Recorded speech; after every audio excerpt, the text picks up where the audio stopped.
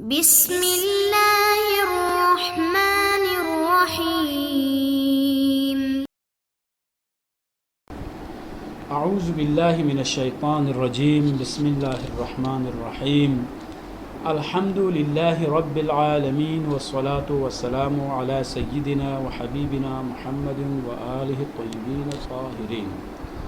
عزیز ساتھیو، السلام علیکم ورحمۃ اللہ وبرکاتہ۔ فصل رابع میں انشاءاللہ ہم مقدمۃ الواجب کے بارے میں گفتگو کریں گے۔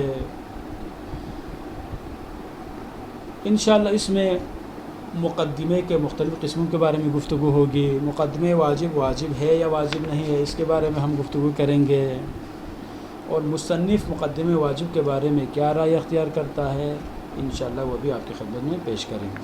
سب سے پہلے مقدمۃ الواجب میں چونکہ دو لفظ ہے، مقدمہ ایک، دوسرا ہے واجب، تو ہم مقدمے کی تعریف کریں گے کہ مقدمہ کیا چیز ہے، کس چیز کو مقدمہ کہا جاتا ہے۔ مقدمہ وہ شے ہے جس کے ذریعے دوسری شے تک پہنچا جاتا ہے۔ اگر شے اول نہ ہو تو دوسری شے کا حصول ممکن نہیں ہوتا۔ اور عربی میں جس کے بارے میں کہا جاتا ہے ما یتوصل بها الى شیء آخر على وجہ لولاها لما امکن تحصیلہ۔ اب ہم نے کہا کہ مقدمہ وہ چیز ہے جس کے بغیر ذیل مقدمے تک پہنچنا ممکن نہیں ہے۔ تو اب یہ سوال پیدا ہوتا ہے، کیا تمام تر مقدمات ایک جیسے ہوتے ہیں، یا یوں کہیں کہ تمام تر ذیل مقدمات کے لیے ایک ہی مقدمے کا ہونا ضروری ہے، یا کسی منزل تک پہنچنے کے، منزل سے مراد وہی ذیل مقدمہ ہے، منزل تک پہنچنے کے مختلف راستے موجود ہوتے ہیں، یا ذیل مقدمے کو انجام دینے کے مختلف طریقے موجود ہوتے ہیں۔ تو علماء نے بنیادی طور پر مقدمے کو دو حصوں میں تقسیم کیا ہے۔ ایک مقدمے کو کہا جاتا ہے مقدمہ منحصرہ، یعنی مقدمہ منحصرہ کون سا مقدمہ ہے جی؟ ذیل مقدمے تک پہنچنے کے لیے صرف ایک ہی مقدمہ ہو، بس جہاں کہیں پر ذیل مقدمے کا حصول صرف ایک مقدمے کے اتیان پر موقوف ہو، اگر اسی مقدمے کو اگر انجام دیا جائے تو ذیل مقدمے کو بجائے لایا جا سکتا ہو، اگر اس مقدمے کو انجام نہ دیں تو ذیل مقدمے کو انجام نہیں دیا جا سکتا ہو، تو اس مقدمے کو مقدمہ منحصرہ کہا جاتا ہے۔ اور دوسری جو قسم ہے وہ ہے مقدمہ غیر منحصرہ۔ تعرف الاشیاء بازدادها، یہاں سے آپ کو اندازہ یقیناً ہو گیا ہے کہ مقدمہ غیر منحصرہ کون سا مقدمہ ہے، یعنی ذیل مقدمے کا حصول کے لیے چند مقدمات ہوں، جن میں سے کوئی ایک انجام دے دیں تو ذیل مقدمے کو انجام دیا جا سکتا ہے۔ مثال کے طور پر ایک مسجد ہے، اس میں نماز پڑھنے کے لیے ہم جانا چاہ رہے ہیں، اور اس مسجد میں پہنچنے کے لیے 2-4 سیڑھیاں وہاں موجود ہوں، اگر آپ ایک پہ نہ ہو تو دو نہ ہو تو تیسرا نہ ہو، چوتھی سیڑھی پہ جو ہے اس پہ جو ہے چڑھتے ہوئے مسجد تک جا سکتے ہیں۔ یا اسی طرح سے کسی ایک علمی ایک ادارہ ہے، اس ادارے کے بہت سارے گیٹس وہاں پر موجود ہوں، تو کیا ہوگا اگر گیٹ نمبر 1 نہ ہو تو آپ 2 پہ، 2 نہ ہو تو 3 نہ ہو تو 6 ہوتے، جو گیٹ ہے اس کے ذریعے آپ اس تعلیمی ادارے میں، اس یونیورسٹی میں، اس مدرسے میں آپ جا سکتے ہیں۔ پر جہاں پر مختلف مقدمات موجود ہوں تو اس کو غیر منحصرہ کہا جاتا ہے۔ اب یہاں پر ایک سوال ہے، وہ سوال یہ ہے کہ مقدمے کے شرعاً واجب ہونے کے بارے میں علماء اصول میں اختلاف موجود ہے۔ ایک سوال یہ ہے کہ آیا مقدمہ واجب ہے یا واجب نہیں ہے؟ عقلاً تو واجب ہے، عقل کہتی ہے مقدمے کو ہر حالت میں انجام دینا چاہیے، کیونکہ اگر مقدمے کو انجام نہیں دیں گے تو ذیل مقدمے تک ہم پہنچ نہیں سکتے۔ لیکن کیا شریعت کی نگاہ میں بھی مقدمہ واجب ہے؟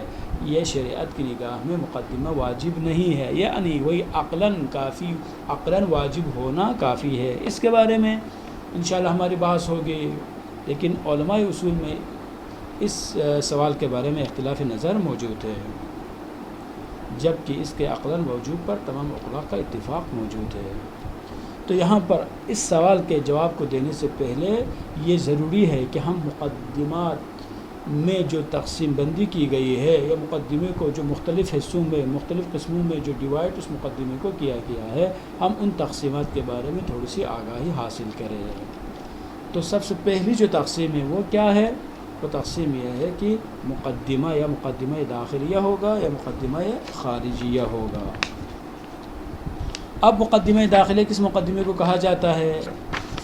واجب مرکب کا جز یا ہر وہ شے جس پر واجب موقوف ہو اور واجب کے وجود سے ہٹ کر اس مقدمے کے لیے اپنا کوئی مستقل وجود نہ ہو، اس سے مقدمہ داخلیہ کہا جاتا ہے، جیسے نماز کے اجزاء، یعنی جس کو عربی میں کہا جاتا ہے وہ ہوا وہ جزء الواجب المرکب او کل ما یتوقف علیہ الواجب او کل ما یتوقف علیہ الواجب ولیس لها وجود مستقل، ہر وہ شے جس پر ذیل مقدمہ موقوف ہو یعنی واجب موقوف ہو، اس واجب سے ہٹ کر اس مقدمے کے لیے اپنا کوئی مستقل وجود نہ ہو۔ یہاں جو مثال دی ہے مثلا جیسے نماز کے اجزاء مثلا 11 اجزاء نماز کے واجب ہیں، ان میں سے ہر جز اگر آپ جز کو دیکھیں گے تو یہ جز جو ہے اس کا اپنا کوئی مستقل وجود نہیں ہے، بلکہ انہی اجزاء سے مل کر نماز وجود میں آتی ہے۔ اگر یہ اجزاء ہوں تو نماز بھی ہوگی۔ اس کو کہتے ہیں مقوم۔ کیا کہا جاتا ہے اس کو؟ مقوم، یعنی وجود بخشنے والا۔ لیکن جو دوسری جو قسم ہے مقدمے کی وہ ہے، اچھا یہاں پر ایک اور سوال ہے، وہ ہے کہ مقدمہ داخلیہ کو داخلیہ کیوں کہا جاتا ہے؟ اس کو داخلیہ کہنے کی وجہ کیا ہے؟ وجہ یہ ہے کہ اس مقدمے کو داخلیہ کہنے کی وجہ یہ ہے چونکہ اجزاء مرکب کے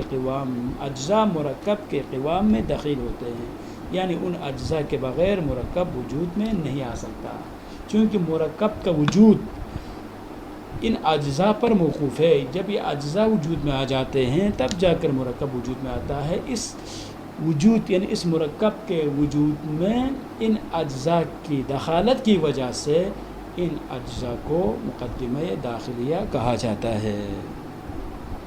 مثلا رکوع مقدمہ داخلیہ ہے، سجدے مقدمہ داخلیہ ہیں، قیام مقدمہ داخلیہ ہے، جتنے بھی جو اجزاء ہے باقی وہ سب کے سب کیا مقدمہ داخلیہ میں شامل ہیں۔ دوسری جو قسم ہے وہ مقدمہ خارجیہ ہے۔ مقدمہ خارجیہ کی کیا تعریف ہے؟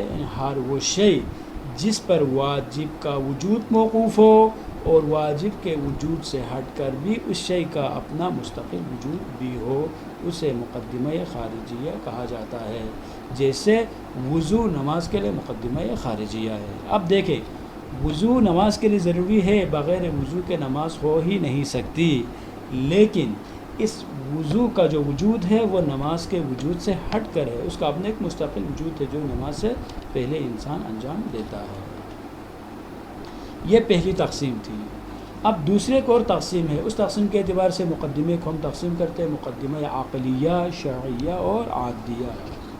مقدمہ عقلیہ کون سا مقدمہ ہے؟ ہر وہ شے یعنی ہر وہ مقدمہ جس پر ذیل مقدمہ عقلاً موقوف ہو، یعنی جب تک اس مقدمے کو انجام نہ دیا جائے تب تک ذیل مقدمے کو انجام نہیں دیا جا سکتا، اس کو کیا کہا جاتا ہے؟ مقدمہ عقلیہ کہا جاتا ہے۔ جیسے حج پر جانے کے لیے مسافت طے کرنا ضروری ہے، جب تک مسافت طے نہیں کریں گے تب تک حج انجام نہیں دے سکتے، اور یہ توقف عقلی ہے، عقل انسان کی کہتی ہے کہ حج کے لیے کیا چاہیے؟ حج کے لیے یہاں پر مسافت کو طے کرنا ضروری ہے۔ دوسری جو قسم ہے وہ ہے مقدمہ شرعیہ۔ مقدمہ شرعیہ کیا چیز ہے؟ ہر وہ شے یا ہر وہ مقدمہ جس پر ذیل مقدمہ شرعاً موقوف ہو، یعنی شریعت ہمیں کہے جب تک اس مقدمے کو انجام نہیں دیں گے تب تک ذیل مقدمے کو انجام نہیں دیا جا سکتا۔ جیسے نماز کی صحت کے لیے طہارت شرط ہے، کہ شارع نے کہا ہے کہ اگر نماز پڑھنی ہو تو پھر وضو ہونا چاہیے، تو یہ شریعت نے کہا ہے کہ نماز سے پہلے وضو ہونا ضروری ہے، اگر شریعت نہ کہیں تو ہمیں معلوم نہیں ہوتا۔ تو یہ جو توقف ہے یہ توقف شرعی ہے، کہ شارع نے کہا ہے، ورنہ انسان عقل اس چیز کو درک نہیں کر سکتی ہے۔ اب ہم بڑھتے ہیں آج کے سوالات کی طرف۔ آج کے سوالات کی طرف ہم بڑھتے ہیں۔